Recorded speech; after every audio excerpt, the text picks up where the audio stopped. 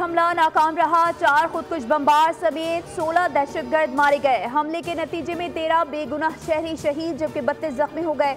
5 जवान वतन पर कुर्बान हुए। ISPR के मुताबिक खवारजी अनासर ने बनू कैंटोनमेंट पर दहशतगर्द हमले की कोशिश की, ताहम सिक्योरिटी फोर्सेस ने फौरी जवाबी कार्रवाई करते हुए दहशतगर्दों के मजमूम अज़ाइम को नाकाम बना दिया।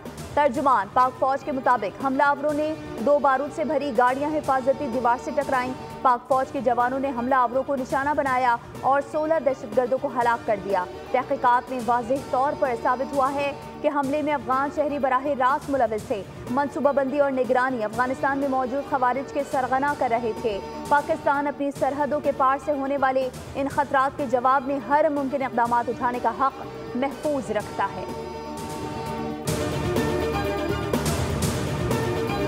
और चैंपियंस ट्रॉफी का दूसरा सेमीफाइनल न्यूजीलैंड ने जनूबी अफ्रीका के खिलाफ रन्स का पहाड़ खड़ा कर दिया। 6 विकेटों पर 362 रन्स का टोटल स्कोर बोर्ड पर सजा दिया। जनूबी अफ्रीका की हदफ के ताक़ुब में बैटिंग जारी। रिचन रविंद्रा और विलियमसन की शानदार सेंचुरीज। रिचन रविंद्रा 108 और विलियम 102 रन्स बनाकर पवेलियन लौट गए। डैरिल मिचेल और ग्लेन फिलिप्स ने 49 रन स्कोर किए। विलियम 21 रन्स बनाकर आउट हुए। मैच की फातेह टीम इतवार को दुबई में खेले जाने वाले फाइनल में भारत से मुकाबला करेगी। भारतीय क्रिकेट बोर्ड के नायब सदर राजीव शुक्ला समेत 5 रुकनी वक्फ कज़ाफ़ी स्टेडियम में सेमीफाइनल से लुत्फ़अंदोज़ हो रहा है।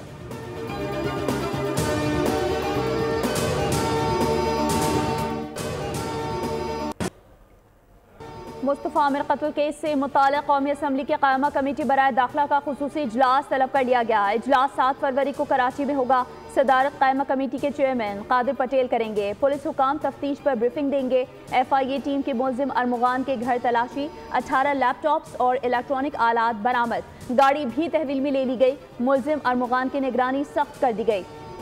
सेल में 4 कैमरे नस्ब। पुलिस के मुताबिक लॉकअप में लगे कैमरों को आला अफसरान बराह रास्त मॉनिटर करेंगे।